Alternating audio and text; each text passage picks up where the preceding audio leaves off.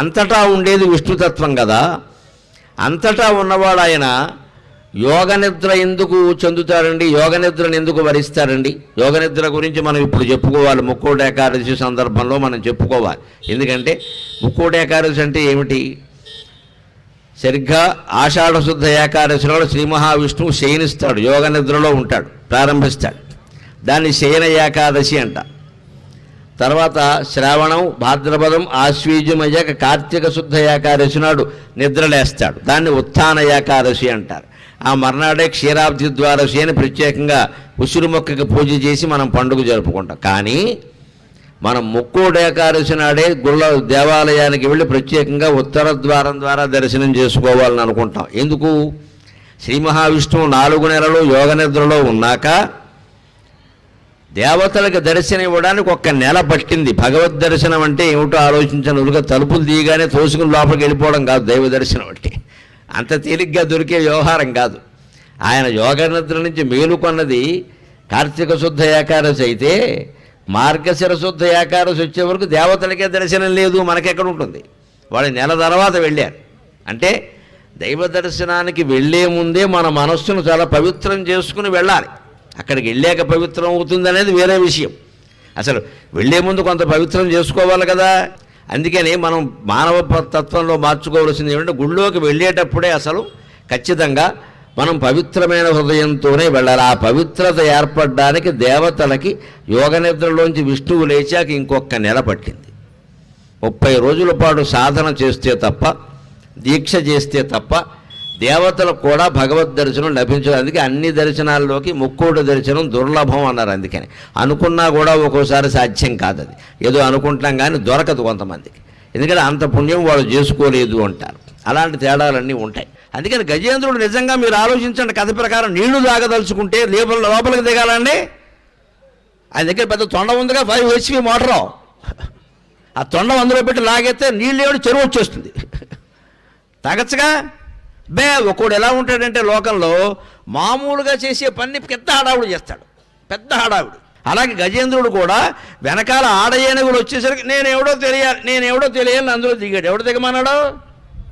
పోనీ దిగిన వాడు పోనీ నీళ్లు తాగి ఊరుకున్నాడా? ఆ నీళ్ళన్నీ ఆడ ఏనుగుల మీద పోసాడు. జలకాల ఆటలు మొదలెట్టాడు. ఇక్కడ జీవితంతో ఆడుకుంటే దేవుడు వస్తాడు అప్పుడు ఖచ్చితంగా. జీవితంలో సాగనిస్తే ఏ గొడవ ఉండదు. మనం దాంతో చెర్లాట మొదలెట్టామనుకోండి, అప్పుడు వస్తాయి ఆపదలు. కిందనున్న మట్టి అంతా పైన పోసాడు, పైన గట్లన్నీ కిందకి తీశాడు, కింద తొండం పెట్టి పైకి లాగి. ఇదంతా చేయమని ఎవరు చెప్పారండి? కుక్క నీళ్లు తాగడానికి. ఈయన ఈ లోపలవన్నీ గట్లన్నీ కింద కూల్చేసి మట్టి అంతా పైకి తీసేయడం వల్ల ఏమైంది? ఆ మూలలో ఉన్న మొసలికి కథలకి వచ్చింది. ఇది మామూలు చెరువులో ఉంటే అది లేచేది కదా, అది అక్కడే ఉండేది. ఈ మొత్తం కెలికలం చేసి పాడు చేసేసరికి ఆ మొసలికి మెలకు వచ్చింది. ఇదేదో వచ్చింది అని పట్టుకుంది. అయిందా మరి? అదే తాపత్రయం అంటే. జీవితాన్ని ఎప్పుడు కెలక్కూడదు, జీవితాన్ని చిలకాలి, కెలక్కూడదు. పెరుగు చిలికినట్టుగా జీవితాన్ని చిలకాలి. చిలికితే అమృతం వస్తుంది, కెలికితే దుర్గంధం వస్తుంది. మనం జీవితాన్ని కెలుకుతాం అనవసరంగా, చిలకం. మనం చిలకడం అంటే దాని సారాన్ని గ్రహించడం, కెలకడం అంటే పని లేక వేలెట్టడం. ఎందులో మనం కల్పించుకోవాలి, ఎందులో కల్పించకూడదు, ఎక్కడ జీవితాన్ని నుంచి పక్కకి వెళ్ళిపోవాలి, ఎక్కడ ప్రవేశించాలో నిర్ణయించుకోవాలి. దానివల్ల వచ్చింది ఇబ్బంది అంతా. అందుకని ఏం చేస్తున్నాడు నేను? మొదటి పద్యంలో ఏమన్నాడో తెలుసా?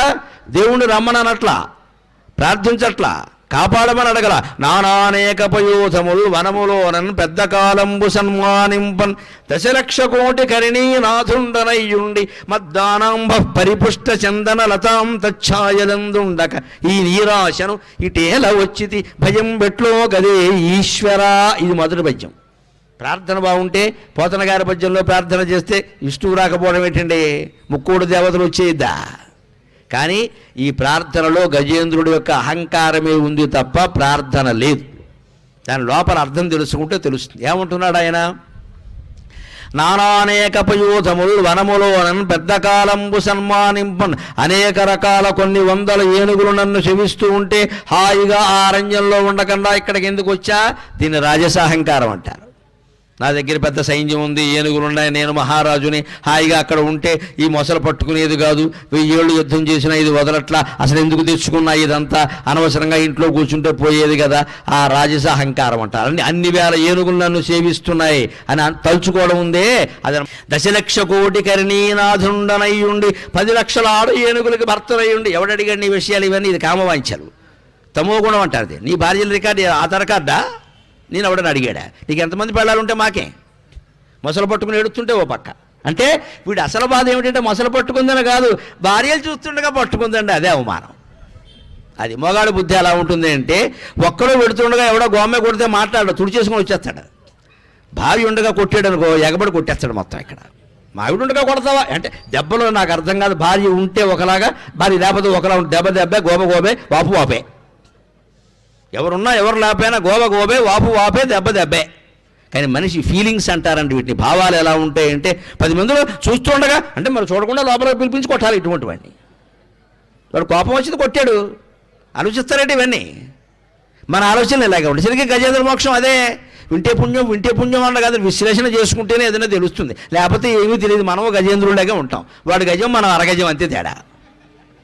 వాడు గజమేనా, మనం అరగజం. కథ అర్థమైతే మనం అలా ప్రవర్తించకుండా ఉంటాం, అప్పుడు బాగుంటుంది జీవితం. అంతేకాని గజేంద్ర మోక్షం వింటే పుణ్యం అంటే ఏమి పుణ్యం? విశ్లేషణ చేసుకుంటేనే పుణ్యం. అందుకని నాకు 10 లక్షల మంది భార్యలు ఉన్నారు, ఇది తామసాహంకారం. ఇంకో మాట, మద్దానంబ పరిపుష్ట చందనలతాంత ఛాయలందుండక. ఈ ఏనుక్కి ఈ దవడల నుంచి అండి మదజలం స్రవిస్తూ ఉంటుందండి. అది తేనె రంగులో ఉంటుంది, తేనె రుచిలో కూడా ఉంటుంది. దాన్ని తుమ్మెదలు వాళ్ళు సేవిస్తూ ఉంటాయి.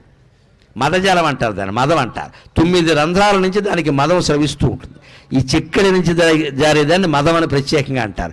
ఆ మదజలం ఎంత ఉందంటే అది ఆ బాగా మదం ఎక్కిన ఏనుగు నుంచే వస్తుంది, ముసలి ఏనుగులకు రాదు.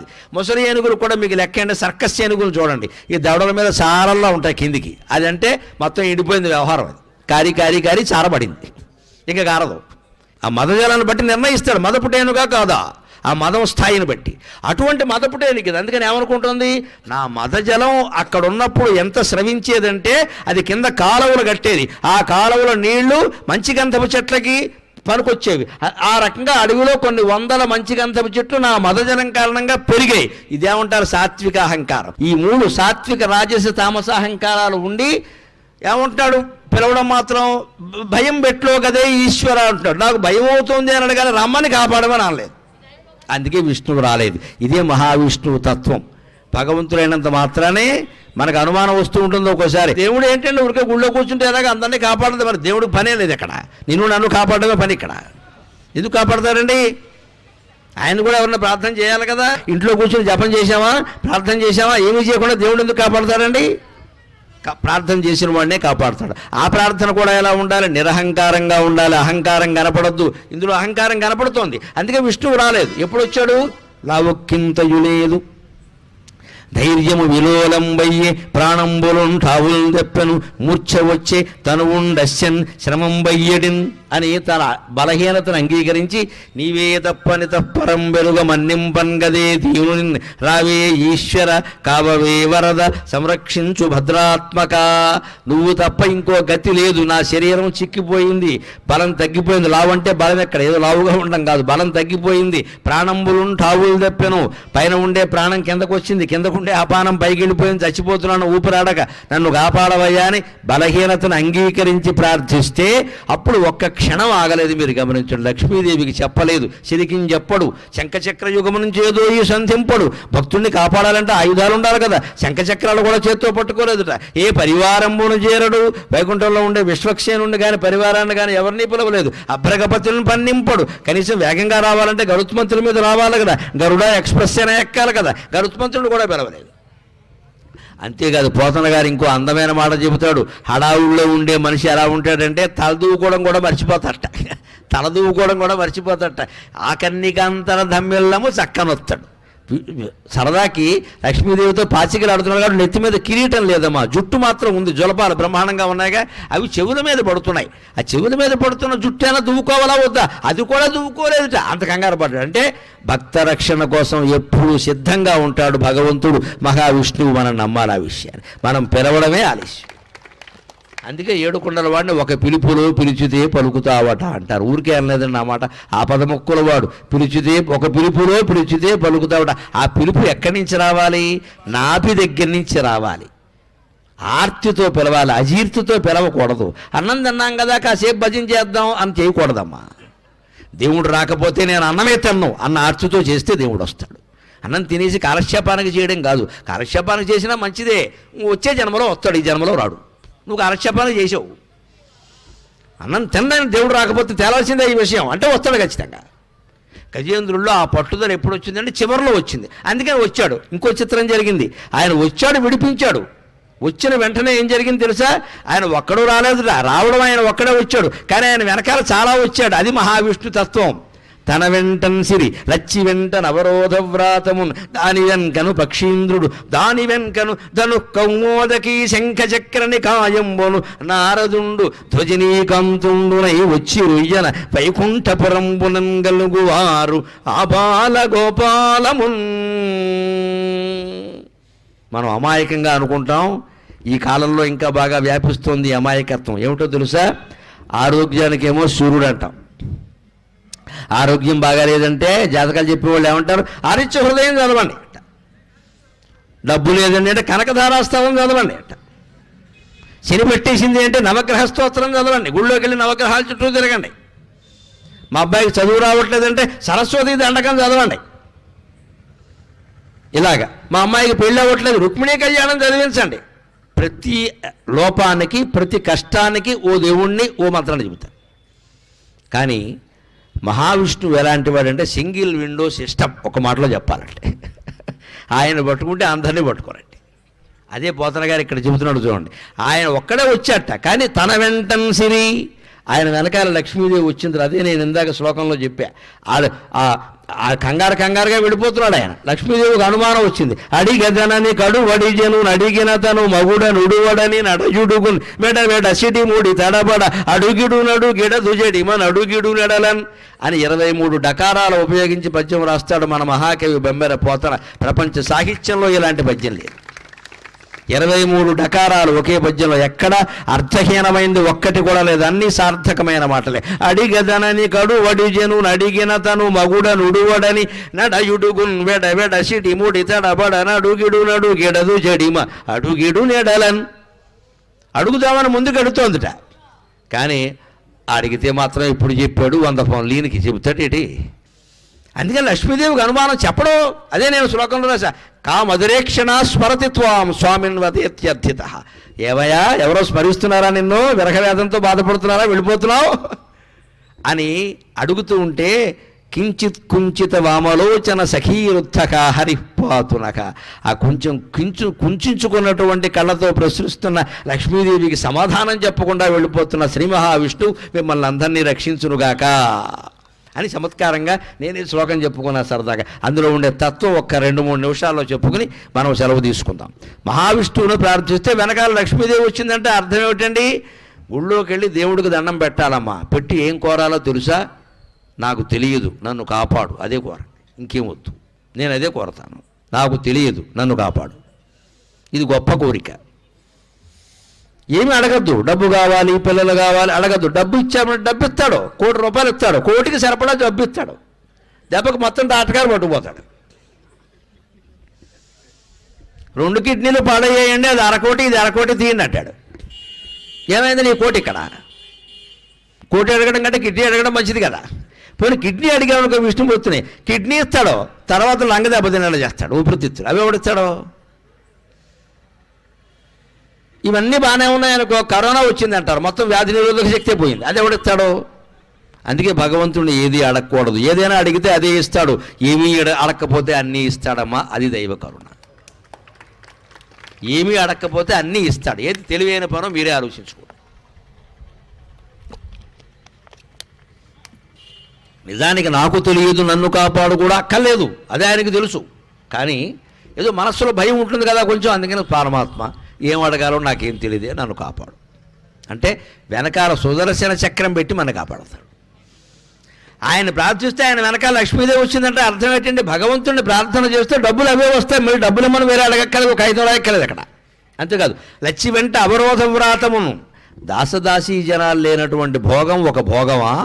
ఎంత జమీందారైనా వాడు కారు వాడే తులుచుకుంటే వాడి భోగం ఏముందండి, అందులో ఇంకా మట్టి అంతా వాడి మీదే పడింది. కారుని నడపడానికి మనిషి లేడు, కారు తొడవడానికి మనిషి లేడు, ఇంట్లో తొడవడానికి మనిషి లేడు. ఈ జమీందారు గారు భార్య చీపురెట్టు ఊడ్చుకుంటూ దేనికి నీ భోగం ఇక్కడ? అంచేత పని మనుషులు ఉండడం కూడా ఒక భోగమే. భగవంతుడిని ప్రార్థిస్తే మన వరకు దాసదాసీ జనం లోపం లేకుండా మన ఇంటికి పంపించేస్తాడు, తిరుగులేదు ఇంకా. అది కూడా జరిగిపోతుంది. దాని వెనకన పక్షీంద్రుడు, చాలామంది కారు కోసం చూస్తారు. పక్షీంద్రుడు అంటే వాహనం కదా, ఈ రోజుల్లో వాహనం అంటే కారే కదా.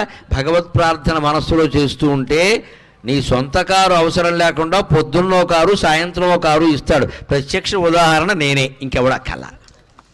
నాకు కారు లేదండి, నాకు అవసరం కూడా లేదు. నాకు కారు ఉందనుకో, అదే వెంకటేశ్వర గారు ఏమంటారు లౌకికంగా, మీరు వేసుకొచ్చేయండి మేము చూసుకుంటా ఉంటారు. చూసుకోకపోతే ఎందుకు వచ్చిన గొడవమ్మా? కొన్ని పనులు వాళ్ళకి సొంత కారు ఉండకూడదు. భగవత్ కటాక్షం, సరస్వతి కటాక్షం.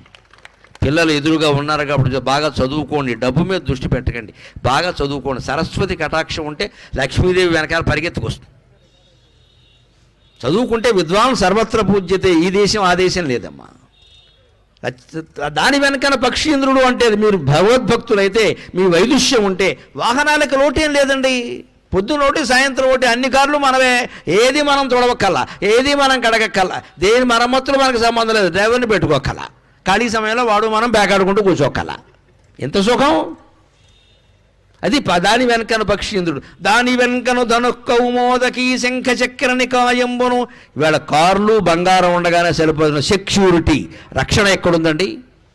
రక్షణ ఇవాళ చాలా పెద్ద సమస్య అండి. మహానగరాల్లో పట్టణాల్లో కూడా ఇంట్లో ఉన్న ఇబ్బందే, ఇంట్లో లేకపోయినా ఇబ్బంది. ఇంట్లో లేకపోతే సొమ్ములు పోతాయి, ఇంట్లో ఉంటే ప్రాణాలు కూడా పోతాయి. అలాగని ఇంట్లో ఉండడం మానేస్తామా, ప్రయాణాలు మానేస్తామా? భగవన్నామాన్ని ఎవడు నిరంతరం మనస్సులో స్మరిస్తూ ఉంటాడో వాడింటికి బలిచక్రవర్తి ఇంటికి శ్రీ మహావిష్ణువు కాపలా కాసినట్టు కాస్తాడమ్మా. తిరుగులేదు, ఇంకా తిరుగులేదు. మన చేతిలో ఉన్నది భగవన్నామం, మర్చిపోకండి. నేను మొదట చివర జీవితం అంతా చెప్పే మాట ఇది. మీరు స్మరించండి, మీరు స్మరించండి. ఏ దీక్షలు, ఏ వ్రతాలు, ఏ నోములు ఏమీ వద్దు. మనస్సులో భగవంతుడు స్మరించండి. మనస్సులో స్మరించదలుచుకుంటే మడి లేదు, ఆచారం లేదు, ఇవి స్నానం చేసే సమయం లేదు, భోజనం చేసే సమయం లేదు, ఎప్పుడైనా స్మరించవచ్చు. దానికి నియమం లేదు, నిష్ట లేదు, మనస్సుకి రూపం లేదు, కాబట్టి ఏ నియమం ఉండదు. బయటికి స్మరించాలంటేనే అవన్నీ వస్తాయి. ఈ దీక్ష పెట్టాం, ఆ వ్రతం పెట్టి, ఇవన్నీ తలనొప్పేనమ్మా. ప్రతిదానికి ఏవో ఒకటి ఉంటాయి. అందులో పట్టడం వల్ల లాభం కంటే ఏదో తేడా రావడం వల్ల సెంటిమెంట్ ఎక్కువ, చచ్చిపోతూ ఉంటాం ఇంట్లో కూర్చొని. ఆ తేడా వచ్చేసింది, ఆ తేడా వచ్చేసి అన్ని రోజులు పాటించాను, ఒక్కరోజు కాళ్ళు కడుక్కోలేదు. దేవుడు అంత కక్ష కట్టడమ్మా. దేవుడిని పిశాచం అనుకోకండి. దేవుడు ప్రియుడు, దేవుడు రాక్షసుడు కాదమ్మా. దేవుడు దేవుడు, దేవత. నువ్వు ఒక్కరోజు నియమం తప్పితే దేవుడు కక్ష కడతాడా? అలా అయితే దేవుడు అవుతాడా? అంతగా మనకు బాధ అనిపించింది అనుకో, అమ్మా ఏదో పొరపాటు చేశానమ్మా అని అమ్మవారి దగ్గర చెబితే క్షమించదా? ఆవిడ తల్లి అండి, ఆవిడ తల్లి. భగవంతుడు అంటే తల్లి. భయపడతారేమిటి? భగవంతుడికి కూడా భయపడితే ఇంక లోకంలో మనకు భయపడకుండా వాడు ఎవరు లేడు ఇక్కడ. భగవంతుడి దగ్గర భయం ఉండకూడదు. ఎప్పుడు హాయిగా చనువు ఉండాలి, ఒళ్ళో కూర్చునేలా ఉండాలి. అందుకని ధనుక్కౌమోదకీ శంఖ చక్ర నికాయం అంటే ధనుస్సు, గద, శంఖం, చక్రం, ఈ ఆయుధాలన్నీ వెనకాల వచ్చాయంటే నువ్వు నారాయణాయ నమః, ఓం నమో నారాయణాయ, ఓం నమో శివాయ, నమో శ్రీమాత్రే నమః, ఇలా ఏదో ఒకటి చెప్పిస్తూ ఉంటే సర్వాయుధాలు త్రిశూలం సహా నీ వెనకాల తిరుగుతూ ఉంటాయి. నీ జోలికి ఎవ్వడు రాడు, నీ ఇంటి జోలికి ఎవ్వడు రాడు, నీ భార్యా పిల్లల జోలికి ఎవ్వడు రాడు. వస్తే మటాష్, తిరుగులేదు ఇంకా. అంతేకాదు, చాలా గొప్ప విషయం చెప్పి మనం సెలవు తీసుకుందాం. గురువు గురించి వెతుకుతూ ఉంటాం. ఈ ప్రవచనం విన్నాక మీకు అందరికీ ఏమనిపిస్తుందంటే, మంచి గురువు దొరికితే ఇలాంటి ఆయన దగ్గర మన సందేహాలన్నీ తీర్చుకుని చక్కగా జ్ఞాన మార్గంలో వెళ్ళచ్చు అనిపిస్తుంది కదా. మరి మీ సందేహాలు తీర్చడానికి నేను ఇక్కడ కూర్చుని నా సందేహాలు ఎవరు తీరుస్తాడు? తెల్లారేసరికి నేను హైదరాబాద్లో ఉండాలి, మన దుకాణం మళ్ళీ రేపు ఎక్కడ ఉంది అక్కడ, అంతేనా? కానీ మీరు మనస్సులో భగవంతుడిని స్మరిస్తే, నారదుండు, విష్ణువు వెనకాల నారదుడు వచ్చేట. అక్కడ గజేంద్రుడు నారదుడిని పిలవలేదే, నారదుడిని పిలవలా, వచ్చేట. అంటే భగవంతుణ్ణి మీరు స్మరిస్తే మీకు అవసరమైన గురువు మీ ఇంటికి వచ్చి మీకు ఉపదేశం చేస్తాడమ్మా. నిర్భయంగా హాయిగా ఉండొచ్చు. మీరు ఏ గురువుల్ని కాకా పట్టక్కర్లేదు, పీఠాధిపతుల వెనకాల పడక్కర్లేదు. ఇవాళ గురువుల్ని కాకా పట్టాలంటే వాళ్ళ కింద నలుగురు ఉంటారు, ఆరుగురు, ఈ చెంచా గ్యాంగ్ని కాకా పట్టాలి. సప్త ప్రకారాల్లో ఉంటారు ప్రతి గురువు గారి దగ్గర, ప్రతి పీఠాధిపతి దగ్గర. ముందు వీళ్ళ పట్టుకోవాలి. వాళ్ళు ఏమంటారు, 50,000 కట్టి మాట్లాడమంటారు, కట్టాక మాట్లాడాలి ఫోన్లో. లేదా పీఠానికి ఎంత ఇమ్మంటారు? ఎవడు పడతాడు ఇవన్నీ? ఎక్కడి నుంచి? ఇంత చేస్తే ఆయన ఏం చెబుతాడో తెలియదు. నీ మనస్సులో నువ్వు భగవంతుని స్మరిస్తే నీకు నచ్చే గురువుని, నీకు నచ్చిన విషయాలు చెప్పే గురువుని, నీకు అవసరమైన గురువుని నీ ఇంటికి పంపిస్తాడు ఖచ్చితంగా. అందులో తేడా ఏం లేదు. ఇంకా అదే నారదుడు కూడా వచ్చాట. ధ్వజనీకంతుండునై విశ్వక్సేనుడు సేనాధిపతి, యుద్ధం కూడా చేయగలిగిన సామర్థ్యం కలిగిన వాడు. ఆబాల గోపాలమున్ వైకుంఠపురంలో ఉన్న వాళ్ళు అందరూ వచ్చారు. ఇది మహావిష్ణు తత్వం. అంటే భగవంతుడిని పిలిస్తే మన ఇంటికి భగవంతుడి వెనకాల ఉండేవాళ్ళు అందరూ వచ్చారంటే అర్థం ఏంటి? ముఖ్యమంత్రి గారిని మన ఇంటికి భోజనానికి పిలిచామనుకోండి, అప్పుడు ఆయన ఒక్కడే రాడండి, వెనకాల చాలామంది వస్తారు. పిలిచే ముందే ఆలోచించుకోవాలి. ఒక 100 మందికి భోజనం సిద్ధం చేసుకోవాలి. కానీ మీరు అక్కడే వస్తారనుకుని సింగిల్ ప్లేట్ భోజనం చెప్పారంటే గోంబే కొట్టి పంపిస్తారు. సీఎంని ఇంటికి భోజనానికి పిలుస్తావా? ఒక్క భోజనం సిద్ధం చేస్తావా నువ్వు? ఒక 100 మందికి చేయొద్దు, వెనకాల ఉండరు కానవాయ్, ముందో 10 వెనకాల 10, ముందు జిల్లా మంత్రులు జిల్లా నాయకులు అందరూ వచ్చేస్తారో తప్పదు. అది నువ్వు పిలిచేటప్పుడు ఆలోచించుకోవాలి. మరి ముఖ్యమంత్రికి ఎంత వైభవం ఉంటే మూల విరాట్ అయిన శ్రీ మహావిష్ణువుకి ఎంత వైభవం ఉంటుందో ఆలోచించండి. గోవింద అంత వైభవం ఉంటుంది ఆయనకి. ఆయన్ని మనకి మనస్సులోకి పిలిచాము అంటే వెనకాల రక్షణ గురించి కానీ, ధన కనక వస్తు వాహనాదుల గురించి కానీ కించిత్తు కూడా ఆలోచించాల్సిన అవసరం లేదు. అంతా భగవంతుడు కల్పిస్తాడు. అందుకని విష్ణు సహస్రంలో ప్రసిద్ధమైన ఒక్క శ్లోకం చదువుకుని మనం సెలవు తీసుకుందాం. క్షీరోదన్వత్ ప్రదేశే శుచిమణి విలసత్సైకతే మౌక్తికానాం మాలా దృప్తాసనస్థ స్ఫటికమణినిభైర్మౌక్తికైర్మండితంగ శుభ్రైరభ్రైరదభ్రైరుపరి విరచితై ముక్తపీయూషవర్షైః ఆనందీ ఆనందీ నః పునీయాత్ అరినళిన గదా శంఖపాణిర్ముకుందః.